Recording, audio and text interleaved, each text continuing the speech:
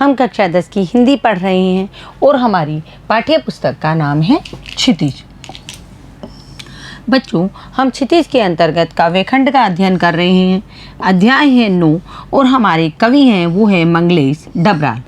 बच्चों, हम कवि का जीवन परिचय, कवि का कृतित्व परिचय एवं उनकी जो ये कविता है संगतकार, इसके बारे में पिछली वीडियो में हम जान चुके हैं। बच्चों, मैंने आपको संगतकार के बारे में पिछली वीडियो में विस्तार से बताया है। मैं एक बार आपको पुनः बता देती हूँ संगतकार कौन होते हैं।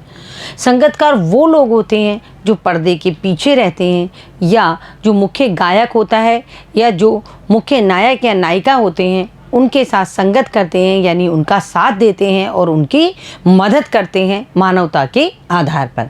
तो ये होते हैं संगतकार। तो बच्चों, जो कवि मंगलेश डबराल है, इन्होंने संगतकार के बारे में लिखा है कि संगतकार किस तरह अपने मुख्य गायक या गायिका जो भी है, या नायक है या नायिका है, उसका जो साथ देते हैं, उसकी जो मदद करते हैं, वो किस तरीके से करते हैं। तो इसे हम देखो बच्चों, ये जो मंगलेश डबराल है, ये नई कविता के कवि हैं, आधुनिक काल के कवि हैं। इन्होंने खड़ी बोली हिंदी में इस कविता को पारदर्शी भाषा में लिखा है। देखो बच्चों, कवि कहते हैं, गायक जब अंतरे की जटिल तानों के जंगल में खो चुका होता है या अपने ही सरगम को लांघ कर चला जाता है, भटकता हुआ एक अनहद में, तब संगतकार ही स्थाई को संभाले रहता है। ये कभी नहीं सोचना चाहिए कि हम मुखिया हैं, हमें सब कुछ आता है, लेकिन हमारे साथ जो लोग चल रहे हैं, जो हमारे पीछे चल रहे हैं, उनमें से लगभग सब लोग क्या होते हैं, बहुत ही होशियार और समझदार होते हैं और मानवता के आधार पर अपने लीडर का साथ देते हैं। देखो बच्चों, सर्वप्रथम हम इसके शब्दार्थ देखेंगे। अंतरा, अंतरा का अर्थ होता है स्थाई या टेक को छोड़कर गीत का चरण। मतलब जैसे हम कोई गाना गा रहे हैं, उसके पहले की 2 लाइनें गा ली, फिर उसके बाद में एक अंतरा आता है, उस अंतरे को जो गाया जाता है वो स्थाई यानी टेक। स्थाई यानी जो पहले की 2 लाइनें उनको छोड़ करके जो मतलब गाने की जो लाइनें होती हैं, 4 लाइनें जो होती है, उसे अंतरा कहा जाता है। तो स्थाई या टेक को छोड़कर गीत का जो चरण होता है वह अंतरा कहलाता है। जटिल, जटिल का अर्थ होता है कठिन। तान, तान क्या है, संगीत में स्वर का विस्तार, यानी किसी भी राग को तान के साथ गाना, यानी ऊंचे स्वर में गाना, वो कहलाता है तान। जो यहाँ बच्चे जिनके पास संगीत लेना है, जिनको संगीत का अच्छा ज्ञान है, वो बच्चे यहाँ बहुत अच्छे से इसको समझ सकते हैं। तो देखो बच्चों, हम पहले इसका प्रसंग देखेंगे। प्रस्तुत पद्यांश कवि मंगलेश डबराल द्वारा लिखित कविता संगतकार से लिया गया है। इसमें क्या बताया है कवि ने? इसमें कवि ने संगतकार के सहयोग को बतलाया है कि यानी संगतकार किस तरह मुख्य गायक की मदद करता है, कि किस प्रकार मुख्य गायक के स्वर जंगल में भटकने पर वह यह दिखाता हुआ संगतकार उसे बाहर ले आता है। कैसे? देखो, कई बार क्या होता है, मुख्य गायक जब गाना गा रहा होता है, अपनी राग ऊंची ले जाता है, और कई बार क्या होता है, उसकी जो राग है वो ऊंचाई में जाने की बजाय कई बार नीची भी हो जाती है। जब मैं बोलती हूँ, आप मुझे भी देखती हूँ, कई बार तो मैं बहुत ज़ोर से बोलती हूँ, कई बार एकदम धीमे हो जाती हूँ क्योंकि थक जाते हैं। उसी प्रकार क्या होता है, जब गायक गा रहा होता है तो गाते गाते जब वो थोड़ा उसको थकान महसूस होने लगी है, उसका उत्साह धीमे पड़ने लगता है, तो वो थोड़ा अपनी राग को नीचे कर लेता है। जब वह अपनी राग को नीचे कर लेता है, तब उसका जो संगतकार होता है, उसका जो सहयोगी होता है, वो क्या करता है, उस राग में राग मिला करके उस राग को ऊंचे स्वर की तरफ ले जाता है। यानी भटकते हुए व्यक्ति को, यानी जब मुख्य गायक की राग जंगल में भटकने लगती है, जंगल वहाँ नहीं होता है, मतलब यहाँ ये बताया गया है, भटकने लगती है, तो संगतकार उसका क्या करता है, सहयोग करता है। अब देखो बच्चों, हम इसकी व्याख्या देखेंगे। गायक जब अंतरे की जटिल तानों के जंगल में खो चुका होता है या अपने ही सरगम को लांघ कर चला जाता है, भटकता हुआ एक अनहद में, अनहद का मतलब यहाँ जंगल है, तब संगतकार ही स्थाई को संभाले रहता है। इसकी व्याख्या देखो बच्चों, कवि यहाँ कह रहे हैं, जब मुख्य गायक गाने की स्थाई अर्थात मुख्य पंक्ति गाने के बाद गाने के आगे के चरण को गाने लगता है। भाई मुख्य पंक्ति गा ली 2, अब जब वो अंतरा गाने लगता है, यानी आगे के चरण को जब वो गाने लगता है, तब वह उस चरण के कठिन तानों के जंगल में भटक जाता है। यानी जो मुख्य पंक्तियां तो उसने गा ली, लेकिन जैसे ही वो अंतरा गाने लगता है, अंतरे में 4 लाइन होती है, 6 लाइन होती है, मुख्य पंक्ति तो 2 ही लाइन की होती है। और मुख्य पंक्ति की लाइनों को आपने कई बार नोटिस किया होगा, अपन जब गाने सुनते हैं तो वो 1 या 2 बार रिपीट होती हैं, तो वो क्या, जब वो 2-3 बार वो रिपीट हो लेती है, फिर अंतरा आता है, तो क्या है, जो गाने वाला होता है उसको भी थोड़ी थकान होने लगती है। तो जैसे ही वो अंतरा गाने लगता है तो अंतरा के चरण के कठिन तानों के जंगल में वो भटक जाता है, यानी वो कुछ डिगमगाने सा लगता है। क्यों?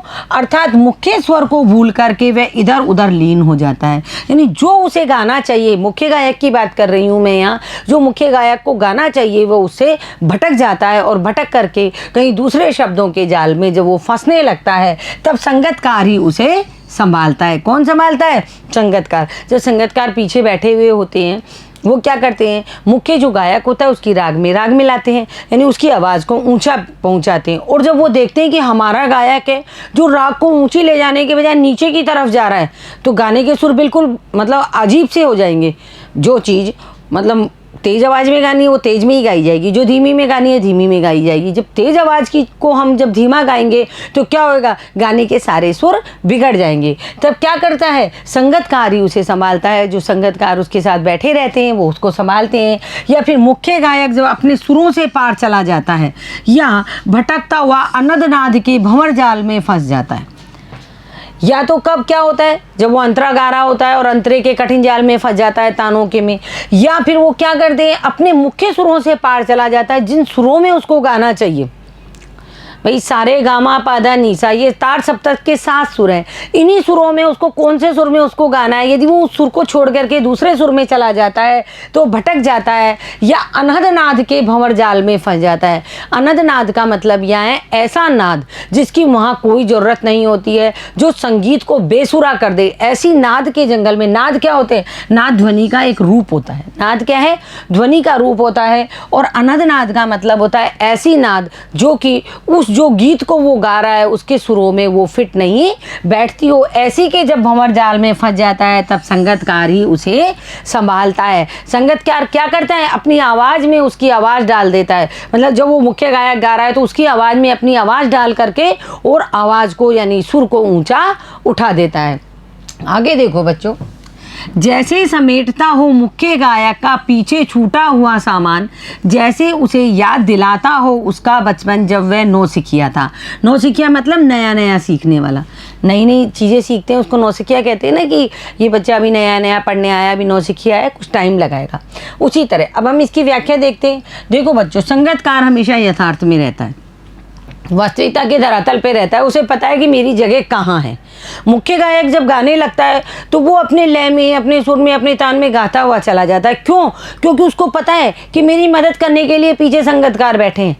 जबकि संगतकार को ये पता है कि मुझे यथार्थ में रहना है, मुझे मेरी कोई मदद नहीं करेगा, बल्कि मुझे मुख्य गायक की मदद करनी है। इसलिए वो हमेशा यथार्थ में रहता है और फिर अपने स्वर का साथ देकर मुख्य गायक को वर्तमान में खींच लाता है।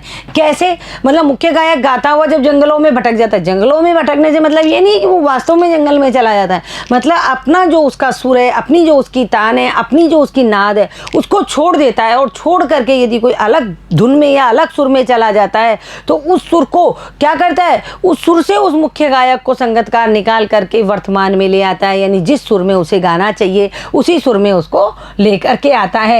और यहाँ करना ऐसा प्रतीत होता है मानो जैसे समेटता हो मुख्य गायक का पीछे छूटा हुआ सामान, जैसे पीछे छूटे सामान को संभालने जैसा होता है। मतलब यहाँ ऐसा प्रतीत होता है जब मुख्य गायक अपने रास्ते से भटक जाता है, अपनी तान से भटक जाता है, अपने सुरों से भटक जाता है, तब संगतकार उसको वापस से अपनी राग दे करके उसको वर्तमान में लेके आता है। तो ऐसा प्रतीत होता है मानो जैसे पीछे छूटे हुए सामान को वो संभाल रहा है। यानी कोई यात्री है, वो क्या है, वो चला गया ट्रेन में चढ़ करके और जो सामान छूट गया है उसको पीछे कोई उसका जो सहयोगी है या उसका कोई मददगार है वो संभाल रहा है। उसी प्रकार संगतकार क्या करता है, संगतकार मुख्य गायक के जब सुर छूट जाते हैं, जब उसकी तान छूट जाती है तो उन तान में तान मिला करके, सुर में सुर मिला करके वो मुख्य गायक को वर्तमान में लेके आता है कि हम यहाँ गा रहे हैं, अब हमें यहाँ चलना चाहिए।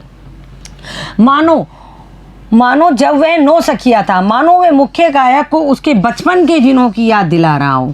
क्या करता है, जब उसको वर्तमान में लेके आता है, जब वो अपनी तान से भटक जाता है तो उसको जब उसके अपने स्थान पर लेकर आता है तो इस तरह प्रतीत होता है मानो मैं उसके बचपन के दिनों की उसको याद दिला रहा हो। और जब वे संगीत के क्षेत्र में नौसिखिया था, कौन नौसिखिया था? मुख्य गायक। कौन नौसिखिया था? मुख्य गायक था, जो नया नया सीखने वाला था। यानी कि संगतकार जब उसे वर्तमान में लाता है तो ऐसा प्रतीत होता है मानो वह मुख्य गायक को यह सिखा रहा है, जब वह उसने बचपन में नई नई चीज़ें सीखी उसी प्रकार वो उसको अब सिखा रहा है। यानी उसे गायन नहीं आता था, किसको? मुख्य गायक को, और अब भी संगतकार ही उसे पुनः स्वर साधना में साथ देकर भूला हुआ सिखा रहा है। देखो बच्चों, इसको आप दोबारा समझ लो। यहाँ क्या होता है, मतलब हम इसको इस तरीके से समझें, जब गायक गाना गा रहा है और गाते गाते क्या होता है, जब वो अपनी तान छोड़ देता है, अपने सुर छोड़ देता है, तो संगतकार क्या करता है, उसके स्वर में स्वर मिला करके उसे वर्तमान वाली तान में या वर्तमान वाले सुर में ले आता है। तो ऐसा प्रतीत होता है मानो जैसे कोई सामान पीछे छूट गया किसी का और उसका मददगार यानी जो संगतकार है वो उसके सामान को संभाल रहा है। या फिर ऐसा प्रतीत होता है मानो कोई बचपन में नौसिखिए जो नए नए संगीत को सीखने वाले होते हैं वो क्या कर रहे हैं, अच्छी तरह सीख नहीं पा रहे हैं, तो संगतकार उसी प्रकार उस मुख्य गायक को संभालता है जैसे मुख्य गायक अभी बचपन में दोबारा से सीख रहा है। क्योंकि नया नया सीखते हैं, नया नया गाते हैं तो गलतियां करते हैं, तो जो सर होते हैं, जो गुरुजी होते हैं, वो संभालते हैं ना उनको कि नहीं बेटा आप यहाँ गलत गा रहे हो, अब आप इसको यहाँ से शुरू करो। उसी प्रकार संगतकार उसको बिना कुछ बोले अपने मुख्य गायक को संभालता है। आगे देखो, अब हम इसकी विशेषता देखेंगे जो पंक्तियां हमने पढ़ी है। कवि ने संगतकार को दिशा निर्देशक एवं यथार्थ में रहने वाले साथी के रूप में प्रकट किया है। कवि ने संगतकार को क्या बताया है? संगतकार को मुख्य गायक का दिशा निर्देशक बताया है। यानी जब मुख्य गायक अपने पद से जब हिलने लगता है, अपने रास्ते से जब इधर उधर डगमगाने लगता है तो वह उसका दिशा निर्देशक बनता है, साथ ही उसका मददगार भी रहता है। खड़ी बोली हिंदी का प्रयोग है। मुक्त छंद एवं अनुप्रास अलंकार की सहज अभिव्यक्ति प्रस्तुत हुई है। यानी कि वर्णों की आवृत्ति होने से अनुप्रास अलंकार आए हैं। खड़ी बोली हिंदी है, मुक्त छंद है। इसके साथ ही भावों का सहज रूपण हुआ है, भावों का सहज सरल रूपण हुआ है, यानी भाव साफ साफ प्रकट होते हुए दिखाई दे रहे हैं। आगे देखो बच्चों, तार सप्तक में जब बैठने लगता है उसका गला, प्रेरणा साथ छोड़ती हुई उत्साह अस्त होता हुआ, आवाज़ से राख जैसा कुछ गिरता हुआ, तभी मुख्य गायक को ढांढस बंधाता। देखो बच्चों, यहाँ जो संगतकार है वो क्या कर रहा है उसके बारे में बताया है। तार सप्तक क्या होते हैं? सरगम के सबसे ऊंचे जो स्वर होते हैं, सारे गामा पैदा निशा को जब हम उच्च स्वर में गाते हैं तो वो होते हैं तार सप्तक के स्वर। प्रेरणा का मतलब होता है आगे बढ़ाने वाली जो इच्छा शक्ति होती है वो प्रेरणा कहलाती है। अस्त का अर्थ होता है समाप्त होना या मंद। राख जैसा कुछ गिरता हुआ यानी बुझता हुआ स्वर। राख कब बनती है? जब अंगारा बुझने लगता है या बुझ जाता है, अंगारा मतलब हल्का फुल्का अंगारा बुझ जाता है तो उसकी राख बनने लगती है। उसी प्रकार राख जैसा कुछ गिरता हुआ बुझता हुआ स्वर। ढांढस, ढांढस का अर्थ है तसल्ली या सांत्वना। हम इसका प्रसंग देखेंगे।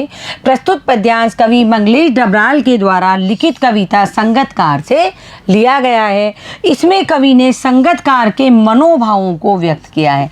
किसको व्यक्त किया है? जो संगतकार के मन के भाव हैं उनको इसमें कवि ने व्यक्त किया है इन 5 पंक्तियों में, कि उसके बीच बीच में स्वर लहरी का आना मुख्य गायक को अकेलेपन से दूर करने के लिए होता है। यानी हर वक्त संगतकार मुख्य गायक के साथ नहीं गाता है। जब मुख्य गायक अपने पद से भटकने लगता है, जब मुख्य गायक की राग नीची जाने लगती है, जब मुख्य गायक का उत्साह कम पड़ने लगता है, जब मुख्य गायक क्या करता है तानों के जंगल में भटकने लगता है, तब संगतकार उसका साथ देता है एक दिशा निर्देशक के रूप में।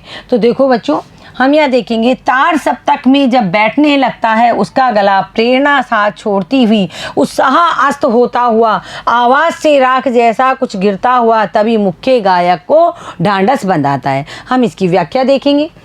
देखो बच्चों, कवि क्या कहते हैं कि जब मुख्य गायक उच्च स्वर में गाता है, यानी तार सप्तक का अर्थ है उच्च स्वर में जब गाता है तो उसका गला क्या होता है, तेज स्वर में गाते गाते बैठने लगता है।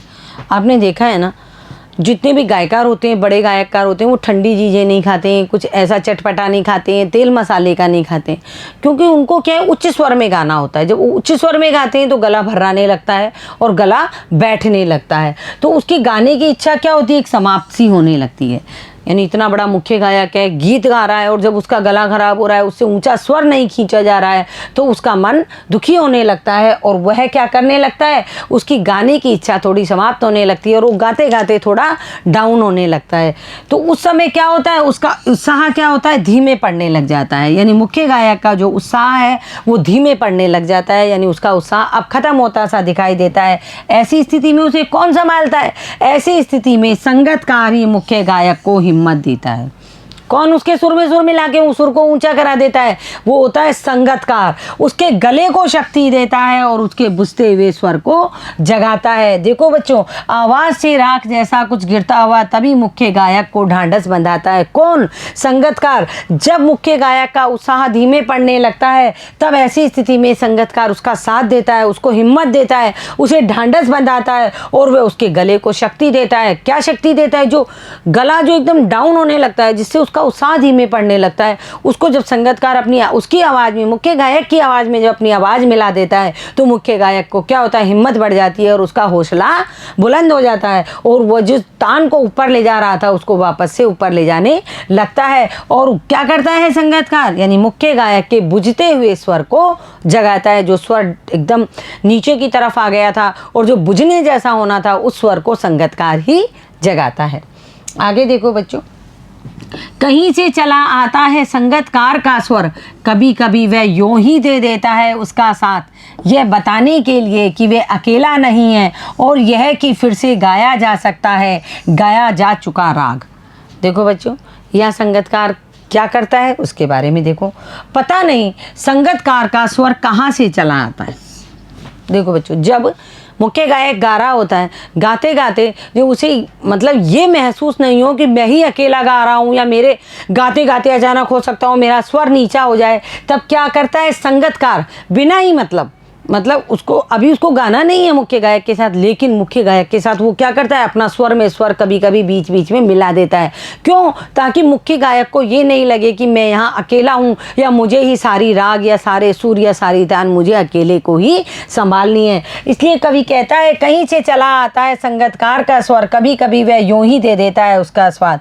कि पता नहीं संगतकार का स्वर कहाँ से चला आता है, पर कभी कभी वह मुख्य गायक के साथ अपना स्वर इसलिए मिला देता है ताकि मुख्य गायक को अकेलेपन का एहसास न हो, यानी मुख्य गायक का उत्साह कम ना हो। मुख्य गायक को ये लगे कि हाँ, मेरे साथ भी कोई गाने वाला है, मेरे सुर को कोई ऊंचा उठाने वाला है या मेरी मदद करने वाला भी कोई है। यह बताने के लिए वह अकेला नहीं है और यह कि फिर से गाया जा सकता है गाया जा चुका राग। यानी जो राग मुख्य गायक शुरुआत में उच्च स्वर में गा चुका है, उस राग को वो दोबारा गाने की हिम्मत जब नहीं रखता है तो संगतकार उसके राग में राग मिला देता है और कहता है कि नहीं, तुमने जो राग गा लिया अब उसका स्वर नीचा नहीं होगा, अब उसका स्वर वापस से गाया जा सकेगा। कैसे, उच्च राग में ही, यानी ऊंची राग में ही। वह यह भी बताता है कि जिस राग को हम गा चुके हैं उसे फिर से गाया जा सकता है। यानी कि एक तो वो मुख्य गायक के अकेलेपन को दूर करता है, उसका उत्साह बढ़ाता है जो संगतकार होता है, उसके साथ ही वह अपनी उनकी मुख्य गायक की राग में अपनी राग मिला करके ये बताना चाहता है कि जो राग हम गा चुके हैं उस राग को हम फिर से गा सकते हैं, हमारे अंदर अभी इतनी हिम्मत है। आगे देखो बच्चों, कवि यहाँ देखो ये भी कह रहे हैं कि जिसके लिए आप हिम्मत हार चुके हो, मतलब हमारे अंदर अभी इतनी हिम्मत है कि जो राग हमने गा लिया उस राग को हम पुनः गा सकते हैं, कि जिसके लिए आप हिम्मत हार चुके हो उसे पुनः उच्च स्वर में फिर से गा सकते हैं। हम इन पंक्तियों की विशेषता देखेंगे। देखो बच्चों, कवि ने संगतकार की हिम्मत एवं हौसलों का वर्णन किया है।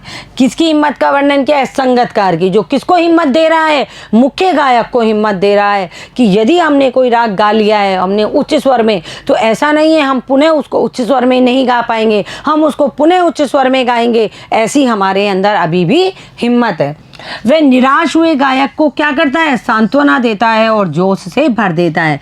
देखो बच्चों, ये जो 3 लाइनें आई है ये पूरे उस पद पद की यानी पंक्तियों की व्याख्या इन 3 लाइनों में ही हो जा रही है, क्योंकि ये इसकी विशेषता है। आगे देखो, खड़ी बोली हिंदी का प्रयोग हुआ है, मुक्त छंद की रचना तथा अनुप्रास अलंकार का संयोग प्रस्तुत हुआ है, भावों की सरल और सहज अभिव्यक्ति हुई है। भाव बिल्कुल सरल है, बिल्कुल सहज है, समझ में आने वाले हैं और ग्रहणीय हैं, यानी ग्रहण करने योग्य है। आगे देखो, और उसकी आवाज़ में एक हिचक साफ सुनाई देती है या अपने स्वर को ऊंचा न उठाने की जो कोशिश है। देखो बच्चों, संगीतकार कितना मददगार व्यक्ति होता है, जो मतलब अपना नाम पीछे रख करके कहीं, देखो कोई भी गाना हो, कोई भी गीत हो, यदि वो गाया जा रहा है और वो बहुत क्या हो जाता है, प्रसिद्धि यदि उस गाने को मिल जाती है, तो प्रसिद्धि किसके नाम से मिलती है? मुख्य गायक के नाम से। किसके नाम से? मुख्य गायक के नाम से। लेकिन किसी को ये नहीं पता कि संगीतकार ने इसमें मुख्य गायक की कितनी मदद की है। मतलब इतनी मदद की है कि जो नाम होना चाहिए उसमें संगीतकार का नाम भी आना चाहिए, लेकिन जो नियम बना रखे हैं उसके अनुसार यही है कि मुख्य गायक ने गाया है तो मुख्य गायक का ही नाम आता है। तो इसमें क्या है, प्रस्तुत पद्यांश में देखो जो एक हिचक है, किसकी हिचक है? यानी कि जो संगीतकार है उसके मन में जो संकोच है उसके बारे में यहाँ बताया गया है इन पंक्तियों में। देखो बच्चों, प्रस्तुत पद्यांश कवि मंगलेश डबराल द्वारा लिखित कविता संगीतकार से लिया गया। ये बात तो आपको प्रसंग में लिखनी है, ताकि आपके परीक्षक को पता चले कि बच्चा क्या है, पंक्तियों को पहचानता है कि कौन से कवि ने लिखी है। इसमें कवि ने संगीतकार में छिपी मानवता की भावना को प्रकट किया है। किसको प्रकट किया है? मानवता की भावना को प्रकट किया है। मनुष्यता, मानवता, सहृदयता, इंसानियत, उसकी भावना को यहाँ प्रकट किया है। और वो किस तरह स्वयं को अपने गुरु तथा मुख्य गायक के समक्ष ऊंची आवाज़ में नहीं गाता है। चाहे संगीतकार की आवाज़ भी कोई कम नहीं है, चाहे तो वो अपने गुरु या मुख्य गायक की आवाज़ को दबा करके खुद की आवाज़ को ऊंची कर सकता है, लेकिन वो ऐसा नहीं करता है। वो तो मुख्य गायक की आवाज़ में आवाज़ मिलाता है ताकि मुख्य गायक के सुर और ऊंचे हो जाएं। अब देखो बच्चों, इसकी व्याख्या देखते हैं। और उसकी आवाज़ में जो एक हिचक साफ सुनाई देती है या अपने स्वर को ऊंचा न उठाने की जो कोशिश है। इसकी व्याख्या में देखो, कवि कह रहे हैं जब संगीतकार मुख्य गायक के पीछे पीछे गाता है तो उसकी आवाज़ में स्पष्ट रूप से एक हिचक, हिचक का अर्थ है यहाँ संकोच, हिचक का अर्थ है यहाँ संकोच। एक संकोच होता है जो कि रुकने का भाव देती है। क्या भाव देती है? रुकने का। अब आप इसको अच्छे से समझो बच्चों। मैंने आपको अभी बताया, यदि संगीतकार मुख्य गायक के साथ गा रहा है और गाते गाते संगीतकार की आवाज़ भी आगे निकल सकती है, ऊंची हो सकती है, लेकिन वो ऐसा नहीं करता है। उसको एक संकोच लगता है कि नहीं, मुझे अपनी आवाज़ धीमी रखनी है, मुझे केवल मुख्य गायक के सुर में सुर मिलाना है ताकि हमारे मुख्य गायक की आवाज़ ऊंची उठ जाए। वो एक संकोच करके, वो एक शर्म के वशीभूत होकर के क्या करता है, अपनी आवाज़ को कभी भी ऊंचा नहीं उठाता है। वह कोशिश करके अपनी आवाज़ को कभी भी मुख्य गायक की आवाज़ से ऊपर उठने नहीं देता है। वो केवल मुख्य गायक के सुर में सुर मिला करके मुख्य गायक के सुर को ऊंचा उठाने का प्रयास करता है। ये उसकी मानवता होती है। देखो बच्चों, उसे विफलता नहीं, उसकी मनुष्यता समझा जाना चाहिए। विफलता का मतलब होता है असफलता, मनुष्यता का अर्थ है मानवता, मानवीय भावना। अब देखो भाई, जब वो अपनी आवाज़ है वो क्या करता है, आगे नहीं जाने देता मुख्य गायक की आवाज़ से, तो ये उसे उसकी असफलता नहीं समझनी चाहिए कि देखो ये कितना असफल व्यक्ति है, चाहे तो गा सकता है मुख्य गायक से आगे, लेकिन वो ऐसा नहीं करता है। वो मानवता रखता है अपने अंदर, इंसानियत रखता है। वो ये उसे उसकी विफलता नहीं, उसकी मनुष्यता समझी जानी चाहिए। यहाँ उसकी विफलता नहीं मानी जा सकती, यह तो उसकी मनुष्यता है या उसकी मानवता है कि वे शक्ति और प्रतिभा से पूरित होते हुए भी, देखो जितना मुख्य गायक अपनी शक्ति और प्रतिभा से पूरित है, उतना ही संगीतकार भी अपनी शक्ति और प्रतिभा से पूरित होते हुए भी अपने गुरु को मान प्रतिष्ठा देने की कोशिश करता रहता है। यानी मेरे गुरु या जो मुख्य गायक है वो सदैव आगे की ओर बढ़े, ये उसकी मानवता है। कभी भी स्वयं को दिखाने या प्रदर्शित करने का भाव या बड़प्पन का भाव उसके मन में नहीं आता है। तो कवि ने यहाँ क्या किया है, कवि ने यहाँ संगतकार की प्रशंसा की है। किसकी प्रशंसा की है? उन लोगों की प्रशंसा की है जो पर्दे के पीछे रहते हैं और पर्दे के पीछे रह कर के पर्दे के सामने के चित्र को बहुत सुंदर बना देते हैं। यानी कि जो मुख्य गायक है वो तो गा ही रहा है, वो तो है ही अच्छा, लेकिन उसके साथ जो संगत में साथ देने वाले हैं, जो उसके सुरों को ऊंचा उठाने वाले हैं, जो उसके उत्साह को बढ़ाने वाले हैं, उन लोगों के बारे में कवि ने यहाँ बतलाया है कि वो संगतकार कैसे होते हैं। वो संगतकार मानवता से परिपूर्ण होते हैं। तो देखो बच्चों, इसकी विशेषता हम देखते हैं। कवि ने संगतकार की मानवीय भावनाओं को बताया है कि वह गुरु के सम्मान हेतु स्वयं को श्रेष्ठ बताने का कभी भी प्रयत्न नहीं करता है। एक कहावत सुनी है आपने, गुरुजी रह गए गुड़ और चेलाजी हो गए चीनी। ये कहावत है एक, है ना। लेकिन यहाँ संगतकार ये नहीं करता है। संगतकार कभी चीनी बनने की ख्वाहिश ही नहीं रखता है। वो क्या करता है कि वो अपने गुरु के जो पदमार्ग है उनके अनुसार चलता है और अपने गुरु से आगे कभी भी भागने का या गुरु को नीचा दिखाने का या गुरु की मान प्रतिष्ठा को कम करने का प्रयत्न कभी भी नहीं करता है।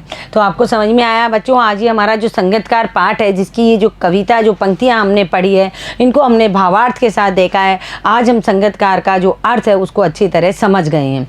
अब देखो बच्चों, इसमें खड़ी बोली हिंदी का प्रयोग हुआ है, मुक्त छंद की गेता है एवं अनुप्रास अलंकार की सहजता व्यक्त हुई है। सबसे बड़ी बात है, मानवीय भावों को प्रस्तुत करने में कवि पूर्णतः सफल रहे हैं। कौन से भावों को? मानवीय भावों को, मानवता के आधार पर। पूरी कविता मानवता के आधार पर है, क्योंकि संगतकार मानवता के आधार पर ही मुख्य गायक का साथ दे रहे हैं। तो बच्चों, ये आपको आज यहाँ समझ में आई होगी। हमारी कविता है जो मंगलेश डबराल जी की, जिसमें उन्होंने संगतकार के बारे में बताया। देखो बच्चों, कई लोग ऐसे होते हैं जिनके बारे में कोई नहीं जानता। अभी आप लोग भी होंगे, आप लोगों के दिमाग में भी ये बात नहीं आई होगी कभी संगतकार के बारे में पढ़ा जाए या कभी उन लोगों के बारे में पढ़ा जाए जो पीछे से काम करते हैं। मैं आपको बताती हूँ, मैं आपको यहाँ वीडियो में शूट करके पढ़ा रही हूँ, लेकिन इसके पीछे कितने लोगों ने काम किया है।